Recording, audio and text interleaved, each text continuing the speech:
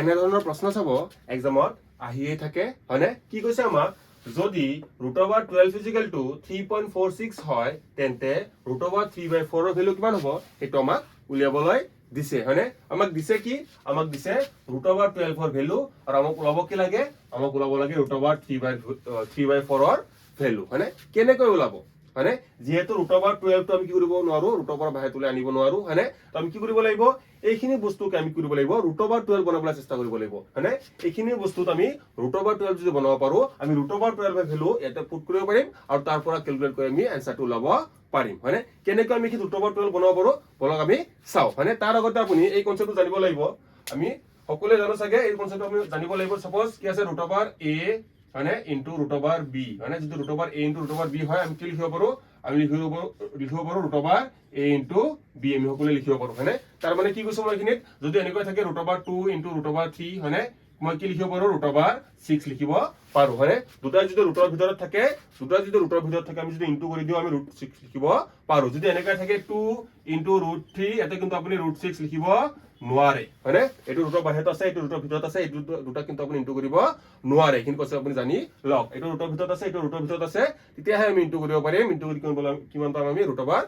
হয়নে এই কনসেপ্টটো আপোনাৰ দৰকাৰ হ'ব ঠিক আছে এতিয়া সব আমাক কি দিছে আমাক দিছে √3/4 হয়নে √3/4 হয়নে এই √3/4 যদি মই ইনটু 1 কৰো কিবা বেলেগ হ'ব জানো একেই হ'ব হয়নে √3 ল जो ইনটু 5 লত 1 ইনটু কৰিলে 5 হয় 6 লত 1 ইনটু কৰিলে 6 হয় তো √3/4 লত 1 ইনটু কৰিলে √3/4 হয় ঠিক আছে এতিয়া চাব মই √3/4 লিখিলো হয়নে এতিয়া চাব আমাক কিমান লাগে 12 লাগে হয়নে 12 ৰ কাৰণে 3 লত কিন্তু কৰিব লাগিব 12 ৰ কাৰণে আমি 3 লত আমি কিন্তু কৰিব লাগিব কি কৰিব লাগিব আমি 4 ইনটু কৰিব লাগিব হয়নে তাৰ বাবে আমি কি লিখিম আমি √4/4 ককচোন বেলেগ কিবা লিখিলো নে √4/4 কেনসেল কৰিলে কিমান হ'ব ঘূৰি ঘূৰি আমি 1 এ পাম মানে বেলেগ একো নিলিখিলো হয়নে সেম একে বস্তুৱে ওপৰটো নিচে সেমে হল জাস্ট আমি 4/4 লিখি দিছো 4/4 মানে 1 হৈ গ'ল এখিনি বুজি পালো জাস্ট ইনটু কৰি দিয়ক এটো কনসেপ্ট হয়নে √2 ইনটু √3 কিমান হ'ব √6 তেনে √3 ইনটু √4 কিমান হ'ব √12 হয়নে কিমান হ'ব ওপৰত হ'ব √12 আৰু তলত 4 ইনটু 4 আপুনি 4 ইনটু 4 ক'ব 16 হয়নে 16 আমি কি লিখিব পাৰো 4 স্কয়াৰ হিচাপে লিখিব পাৰো হয়নে 16 কি লিখিব পাৰো 4 স্কয়াৰ হয়নে ওপৰত থাকি গ'ল কিমান √12 আৰু তলৰ 4 স্কয়াৰটো ৰুটৰ পৰা বাহিৰত ওলাই আহিল যাৰ ওপৰত স্কয়াৰ থাকে সি কি কৰিব পাৰে ৰুটক হেৰুৱাই ৰুটৰ পৰা বাহিৰত ওলাই আহিব পাৰে আৰু 4 টো বাহিৰত ওলাই আহিল হয়নে এতিয়া কৰক সব আমি ওপৰত কিমান পালো √12 ভ্যালু আপুনি পুট কৰি দিয়ক আনসাৰটো ওলাই যাব কিমান পালো এখিনি 3.46/4 হয়নে কাটাকাটি কৰক 4 এ কাটিলে এবাৰ 4 এ কাটিলে 8 বাৰ 6 বাৰ 5 বাৰ দশমিক 3টা ঘৰ আগত হ'ব মানে আমাৰ শুদ্ধটো কোনটো হল আমাৰ শুদ্ধটো হল অপচন ডি 0.865 হয়নে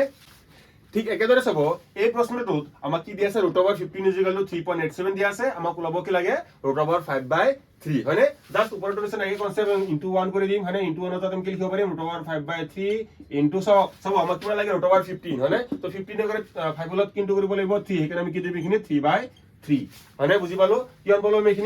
আমি কিমান পালো ওপৰত পালো √15 তলত পালো কিমান 3 হয়নে √15 এৰ ভ্যালু ভৰাই দিয়ক 3.87/3 কাটাকাটি কৰক 3 কাটিলে এবাৰ 3 কাটিলে 1 2 9 পইণ্ট দুটা ঘৰ আগত মানে ইয়াৰ উত্তৰটো কিমান হল ইয়াৰ উত্তৰটো হল 1.29 হয়নে ঠিক একেদৰে আপোনালোকৰ বাবে এটা কোৱেশ্চন থাকিব যদি √27 5.20 হয় তেন্তে √3/9 কিমান হ'ব আপুনি ক'ব √3/9 ৰ ভ্যালু কিমান হ'ব এই কোৱেশ্চনটোৰ ভ্যালু কিমান হ'ব এটো আপুনি ক্যালকুলেট কৰি জনাব যদি √27 5.20 হয় তে √3/9 ৰ ভ্যালু কিমান হ'ব এটো আপুনি কমেন্ট কৰি জনাব দুটা সংখ্যাৰ যোগফল কিমান দিয়া আছে আমাক 12 দিয়া আছে আৰু বৰ্গৰ পাৰ্থক্য হে সংখ্যা দুটাৰ বৰ্গৰ পাৰ্থক্য কিমান দিয়া আছে আমাক 60 দিয়া আছে আমাক ওলাব কি দিছে যি দুটা সংখ্যা হ'ব সেই দুটা সংখ্যা কি ওলাব দিছে আমাক পাৰ্থক্য ওলাবলৈ দিছে হয়নে যেহেতু আমাৰ সংখ্যা দুটাৰ কথা আমি নাজানো হয়নে এটা সংখ্যাক আমি কি বুলি ধৰিম এটা সংখ্যাক আমি ধৰিম x আনটো সংখ্যাক আমি কি বুলি ধৰিম y হয়নে আৰু এই সংখ্যা দুটাৰ কি বুলি কৈছে এই সংখ্যা দুটাৰ যোগফল কিমান বুলি কৈছে যোগফল কিমান বুলি কৈছে 12 বুলি কৈছে হয়নে তাৰপিছত কি কৈছে বৰ্গৰ পাৰ্থক্য হয়নে সংখ্যা দুটাক বৰ্গ কৰক হয়নে x ক বৰ্গ কৰক x স্কয়াৰ পাব y ক বৰ্গ কৰক y স্কয়াৰ পাব আৰু ইয়াৰ পাৰ্থক্য মানে মাইনাস পাৰ্থক্য কৰি কিমান পাব বুলি কৈছে 60 পাব বুলি কৈছে হয়নে আমাক ওলাব কি দিছে যে সংখ্যা দুটাৰ পাৰ্থক্য কি হেতু আমাক ওলাব দিছে সংখ্যা দুটাৰ পাৰ্থক্য মানে কি আমাক কি ওলাব দিছে আমাক ওলাব দিছে x - y ঠিক আছে আমাক কি ল'ব দিছে x minus y মানে এটা চাব আমি গুটেখিনি পৰা এটা বস্তু জানিব লাগিব চাব x plus y আৰু x minus y যদি ইনটু কৰি দিও কিমান পাও জানোনে x plus y whole into x minus y is equal to আমি সকলোৱে জানোনে ফৰ্মুলাটো কি আছিল a minus b whole into a plus b বা a plus b whole into a minus b কি আছিল আমাৰ a square minus b square হয়নে ঠিক তেনেদৰে x plus y whole into x minus y কি হ'ব আমাৰ ফৰ্মুলাটো x square minus y square হয়নে আমি কি জানো x plus y কিমান 12 বুলি জানো হয়নে x minus y নাজানো হয়নে আৰু x square minus y square কিমান পাইছো আমি 60 মানে কি পালো যে 12 ৰ লগত কিমান ইনটু কৰিলে কিমান পাম 60 পাম 12 ৰ লগত কিমান ইনটু কৰিলে 60 পাম 12 ৰ লগত 5 ইনটু কৰিলে 60 পাম বা এনেকৈ কাটাকাটি কৰিব পাৰে 12 কাটিলে এবাৰ 12 কাটিলে 5 বাৰ মানে আমাৰ x minus y কিমান পালো x minus y আমি পালো 5 হয়নে অতি সহজে কৰিব পাৰি কেনে কৰিব পাৰি কোৱেশ্চন চাই কৰিব পাৰি যদি আমাক কি দিয়া থাকে যোগফল দিয়া থাকে মানে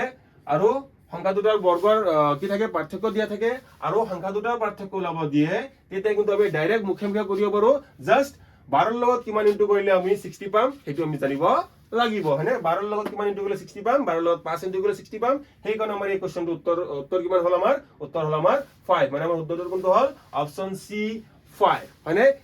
ঠিক একেদৰে এই প্ৰশ্নটো চাব আমাক কি দিছে দুটা সংখ্যাৰ পাৰ্থক্য 17 দিছে আৰু বৰ্গৰ পাৰ্থক্য কিমান দিছে 119 আমাক ওলাব কি দিছে যে সংখ্যা দুটাৰ যোগফল কিমান হ'ব এবাৰ আমাক যোগফল ওলাব দিছে হয়নে কি কৰিব চাব আমাক কি দিছে x y কিমান দিছে 17 দিছে হয়নে আৰু x square minus y square কিমান দিছে 119 দিছে আমাক কি ওলাব লাগে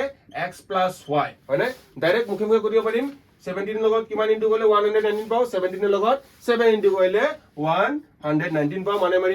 কোৱেশ্চনটোৰ উত্তৰ কিমান হল x plus y কিমান হল আমাৰ 7 যেহেতু আমাক যোগফল ওলাব দিছিল আমি যোগফল কিমান পালো 7 পালো ঠিক একেদৰে আপোনালোকৰ বাবে এটা কোৱেশ্চন থাকিব ঠিক একেদৰে আপোনালোকৰ বাবে এটা কোৱেশ্চন থাকিব যদি এখিনিত পাৰ্থক্য 16 হয় আৰু বৰ্গৰ পাৰ্থক্য 128 হয় তেতিয়া এই কোৱেশ্চনটোৰ উত্তৰ কিমান হ'ব আপুনি কমেন্ট কৰি জনাব